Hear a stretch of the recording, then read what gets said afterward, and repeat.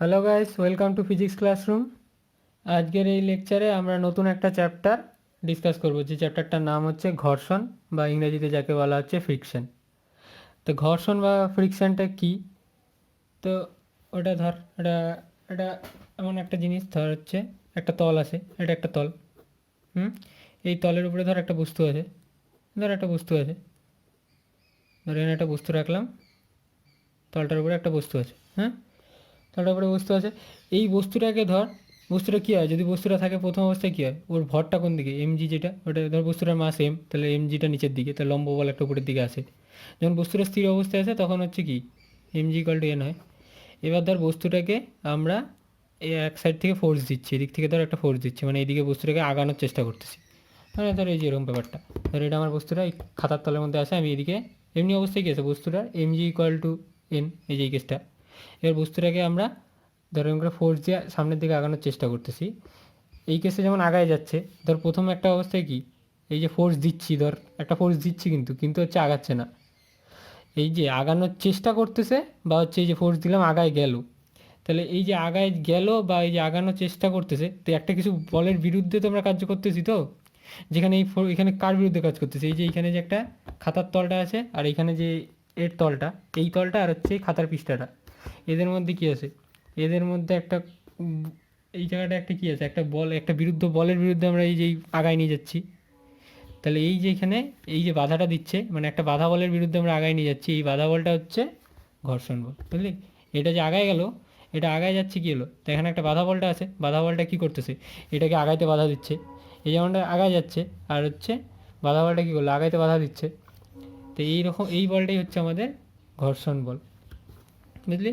তাহলে ঘর্ষণ বলটা কোন দিকে কাজ করে, আমাদের যদি এফ এ দিয়ে কাজ করে, তাহলে ঘর্ষণ বলটা উল্টা দিকে কাজ করে, এখানে স্মল এফ দিয়ে ধর লিখলাম, ওইটাই ঘর্ষণ বল। হুম। তাহলে এবার ঘর্ষণ বললো দুই রকমের হয়, একটা হচ্ছে স্থিতি ঘর্ষণ, একটা হচ্ছে চল ঘর্ষণ।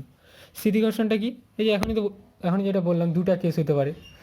ধর ফার্স্ট কেসটা যেটা, আমি বল দিচ্ছি, এদিক থেকে বল দিচ্ছি, কিন্তু বস্তুটা এখনও আগাইতে পারতেছে না, বস্তুটা আগাইতে পারতেছে না, কিন্তু ফোর্স দিচ্ছি। এখানে কী হচ্ছে, একটা বাধা বলতে আছে, এই বাধা বলটা ধর অতিক্রম এখনও করেনি।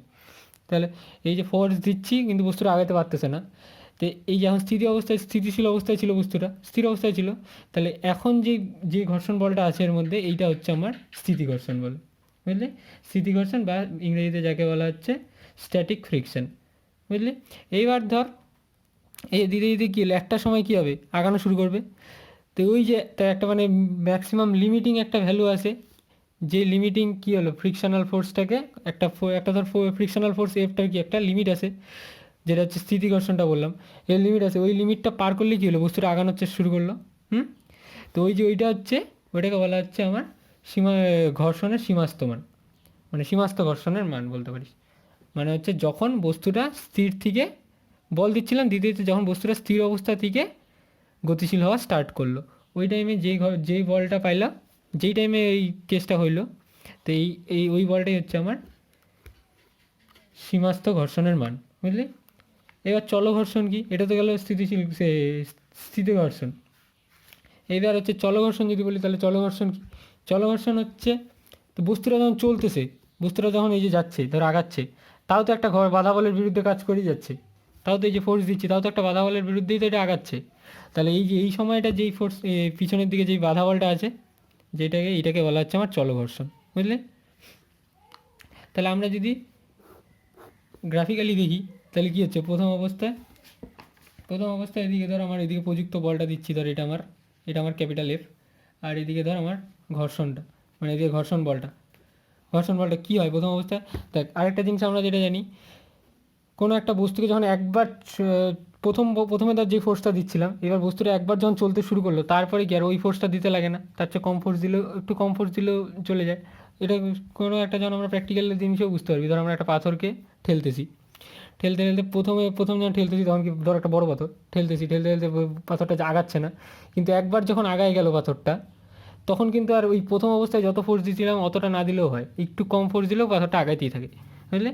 তো এই যে তাহলে সেম কেস, তাহলে প্রথম অবস্থায় যে যখন মানে বস্তুটা স্থির অবস্থায় আছে, তাহলে কি হচ্ছে, আস্তে আস্তে আমি ফোর্স বাড়াচ্ছি, সাথে সাথে কি ফ্রিকশনটাও বাড়তেছে, ফোর্সের সাথে সাথে ফ্রিকশনটাও বাড়তেছে, একটা সময় যায় কী হবে, সীমাস্ত ঘর্ষণ হবে, এই যেই সময়টা যায় এই ধর এরকম করে বাড়তেছে, সীমাস্থ ঘর্ষণটা হবে, এটা হলো ধর আমার পিকটা, এই জায়গাটা হচ্ছে সীমাস্থ ঘর্ষণটা।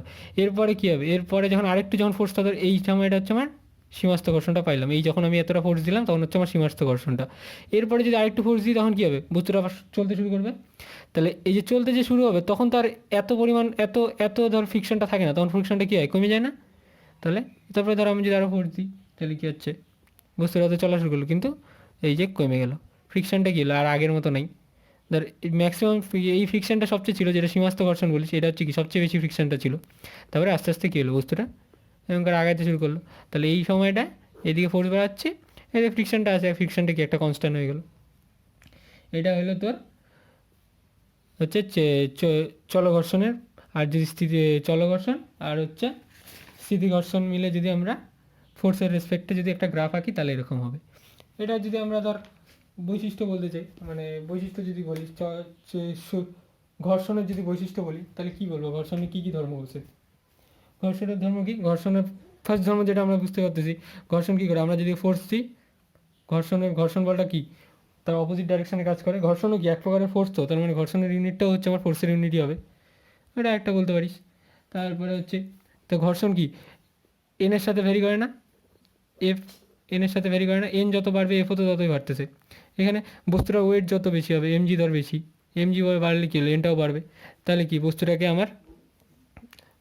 কী হবে, বস্তুটাকে আমরা ঠেলতে বেশি বল লাগবে। তারপরে ধর আরও এইটার যতটা ক্রস সেকশনটা বড় হবে, যত ছোটো বই আমাদের এই যে ঘর্ষণ উৎপন্ন হচ্ছে, তার মানে কি দুই রকম, যখনই ধর আমরা একটা কোনো বস্তুর মধ্যে ফোর্স দিচ্ছি দুই রকমের বল পাচ্ছি, একটা হচ্ছে কি লম্ব বল, আর একটা হচ্ছে এই যে ফ্রিকশনাল ফোর্সটা যেটা হচ্ছে এফটা এদিকে। তাহলে এখান থেকে কী দেখলাম, যত লম্ব বল যত বেশি হয় তখনই হচ্ছে ফ্রিকশনাল ফোর্সটা মানে ঘর্ষণ বলটা তত বেশি হয়। তাই এটা সমানুপাতিক এই ইয়েটা আনতেই পারি। তাহলে এইখান থেকে আমরা যদি ইকুয়াল টু করি, তাহলে এবার এইখান থেকে যদি আমরা ইকুয়াল টু চিহ্ন আনি, মানে এটা সমানুপাতিক থেকে প্রপোর্শনাল টু থেকে ইকুয়াল টু আনতে গেলে কী হবে, একটা কনস্ট্যান্ট আনতে হবে, ওই কনস্ট্যান্টটাকে মিউ দিয়ে নাম দিছে, মিউ এন। হ্যাঁ, মিউ এন। তাহলে এখান থেকে মিউটা কী হলো, মিউ ইকুয়াল টু হচ্ছে তাহলে এফ বাই এন, যেখানে এফটা কী ছিল, এফটা ছিল আমাদের ঘর্ষণ বলটা। এফ কোন ঘর্ষণ বলটা, এফটা হচ্ছে আমাদের এই যে সীমাস্থ ঘর্ষণ বলটা, পিকটা। আর হচ্ছে এনটা কি, এনটা হচ্ছে আমাদের লম্ব বলটা, বুঝলি। আর এই মিউটাকে তাহলে আমাদের কী বলতেছে, মিউটাকে কী বলা যাবে, স্থিতি ঘর্ষণ গুণাঙ্ক। এটা একটা কনস্ট্যান্ট হবে, কনস্ট্যান্ট বা হচ্ছে মানে সংখ্যা হবে, কোনো ইউনিট তো থাকবে না। এটা হচ্ছে ফোর্সের ইউনিট, নিচে লম্ব বল যেটা এটাও ফোর্সের ইউনিট।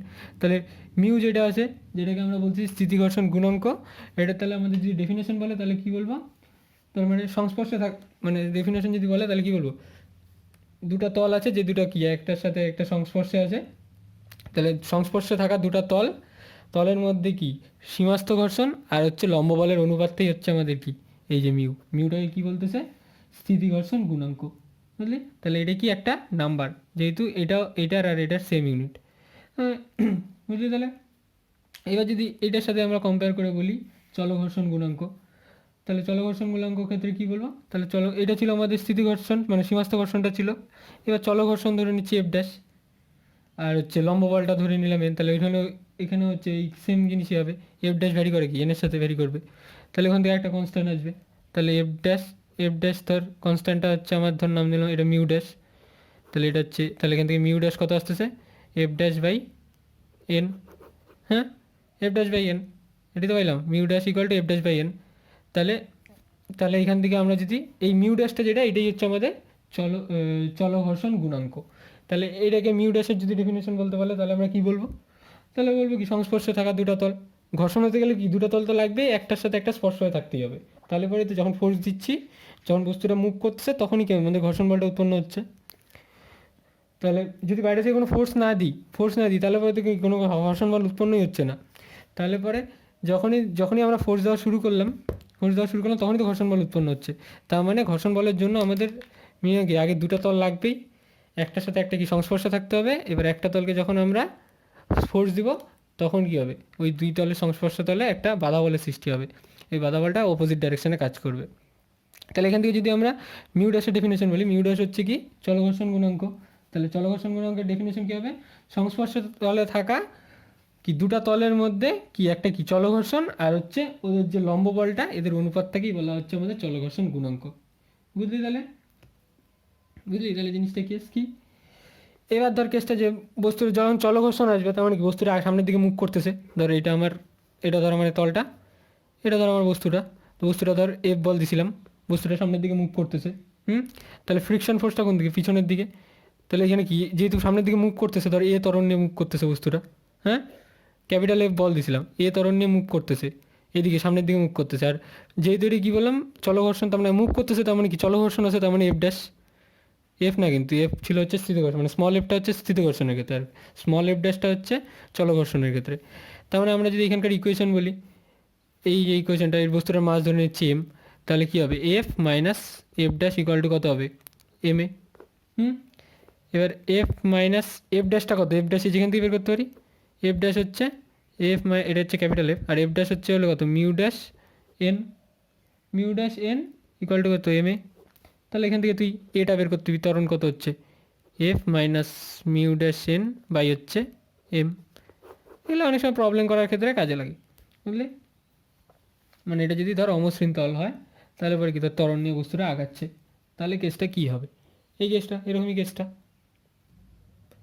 এবার আমরা নতুন দুটো জিনিস দেখব, যেটা একটা হচ্ছে হলো ঘর্ষণ কোণ, আর একটা হচ্ছে ঘর্ষণ শঙ্কু, মানে অ্যাঙ্গেল অফ ফ্রিকশন, আর হচ্ছে কোণ অফ এ ফ্রিকশন। এটা কি?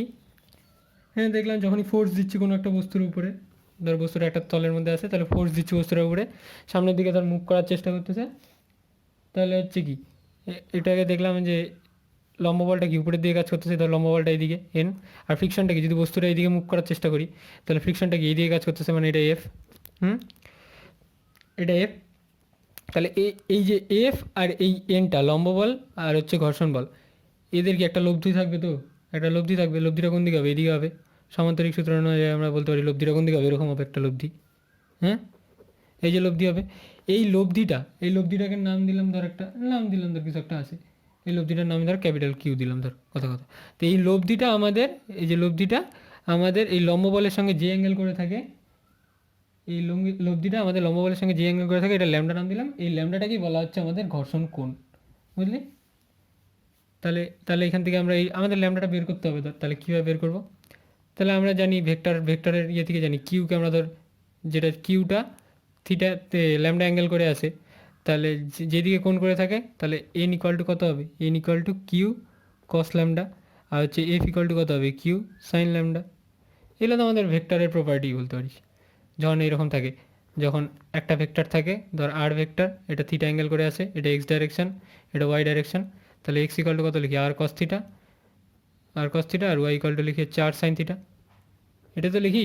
তো এখানে হচ্ছে থিটার জায়গায় আছে ল্যামডা, আর এটা একটু সাইড করে আসে, তাহলে এরকম কেসটা হলো। তাহলে আমি এখান থেকে আমি যদি ধর এফ বাই এন করি, এফ বাই এন করলে মানে এইটা বাই এটা করলাম, তাহলে কিউ কিউ ডিভাইড হবে, তাহলে ট্যান ল্যামডা হবে। এটা বাই এটা করলে কত? Tan lambda. আর এটা মানে কি? এই যে F by N, F by N মানেই তো মিউ বলে যেটাকে, তার মানে মিউ ইকুয়াল টু কত আসলো? Tan lambda. তাহলে এখান থেকে তুই ল্যামডা বের করতে পারবি, ল্যামডা ইকুয়াল টু কত হলো? ট্যান ইনভার্স মিউ বলতে পারিস। তাহলে এখান থেকে আমাদের ল্যামডাটা বের হয়ে যাবে, তাহলে অ্যাঙ্গেলটা বের হয়ে যাবে। আর আমি যদি লব্ধিটা বের করতে চাই, তাহলে এখান থেকে আমি লব্ধি বের করতে পারি। এটা আমাদের 1 নম্বর ইকুয়েশন, এটা 2 নম্বর ইকুয়েশন, হ্যাঁ। তাহলে 1 স্কোয়ার করলাম প্লাস 2 স্কোয়ার করলাম, তাহলে এটা কী হলো? Q square cos square lambda, আর হচ্ছে প্লাস দিয়ে Q square sine square lambda, তাহলে কিউ স্কোয়ার কমন যাবে, কস স্কোয়ার ল্যামডা প্লাস হচ্ছে sine square lambda equal to কত হবে? N square plus F square. এটা তো মানে গেলো, তাহলে কিউ ইকুয়াল টু কত হবে? Root over of N square plus F square. তার মানে কি, এই যে লব্ধিটাও পাই যাইব এখান থেকে, আর এই ল্যামডাটাও পাই যাবো। এই ল্যামডাটাকেই বলা হচ্ছে আমাদের ঘর্ষণ কোণ। তাহলে এখানে কি দেখলাম? এই যে কেসটা, এটা ধর আমাদের এফ, এটা হচ্ছে এন, আর আমাদের ফোর্সটা ধর ক্যাপিটাল এফটা এদিকে ছিল, তাহলে লব্ধিটা ছিল এইটা, এটা ছিল আমাদের ল্যামডা, এটা ছিল আমাদের ল্যামডা, এটা ছিল লব্ধিটা আমাদের, এটা ছিল ধর ল্যামডা, এরকম এরকম। তো এই যে এটা কি একটা অ্যাঙ্গেল আছে, তো এটা 2D-তে। এইবার এটাকেই যদি আমরা একটা যে শঙ্কু কীরকম হয়, শঙ্কু এরকম হয় তো, এরকম এরকম জিনিসটা হয়। এই যে একটা যে ক্রস সেকশনটা আছে, এটাকে যদি আমরা রেডিয়াস ধরি, তাহলে রেডিয়াস ধরলে এইদিকে যতটা আছে এদিকে ততটা নিলাম। এটাকে রেডিয়াস ধরে আমরা যদি একটা শঙ্কু, শঙ্কুটা আঁকাই, মানে কোণ আঁকাই, কোণ বল 3D-তে, তাহলে এটাই যেটা একটা কী হলো? একটা শঙ্কু হলো না? এটাকে রেডিয়াস ধরে একটা যদি শঙ্কু আঁকি তাহলে এইটাকেই বলা হচ্ছে আমাদের ঘর্ষণ শঙ্কু, এই ল্যামডাটাকে নিয়ে। লব্ধিটা যে হচ্ছে লব্ধিটা মানে ফ্রিকশন, আর হচ্ছে লম্ব বলের লব্ধিটা যেটা হচ্ছে লব্ধিটা যেটা লম্ব বলের সঙ্গে যে ল্যামডা কোণ করে আসে, এই লব্ধিটার সাথে আমরা যে এইটাকে যদি আমরা ব্যাসার্ধ ধরে যদি একটা শঙ্কু আঁকি, তাহলে এইটাকেই বলা হচ্ছে, এই শঙ্কুটাকেই বলা হচ্ছে আমাদের ঘর্ষণ শঙ্কু, বুঝলি তাহলে। আর এই যে আমাদের এখানে যে এফটা ছিল, এই এফটা কী ছিল, এটা আমাদের এটা সীমাস্ত ঘর্ষণ ছিল। মানে এটা যেহেতু আমাদের কি এখন এটা আমাদের স্থিতি ঘর্ষণের মধ্যেই পড়ে, ম্যাক্সিমাম যখন ঘর্ষণটা এইটি, বুঝলি তাহলে। আজকের মতো এইটুকুই, নেক্সট ক্লাসে আমরা এই ঘর্ষণ চ্যাপ্টারটা নিয়ে আরও কিছু ডিসকাস করব। Thank you.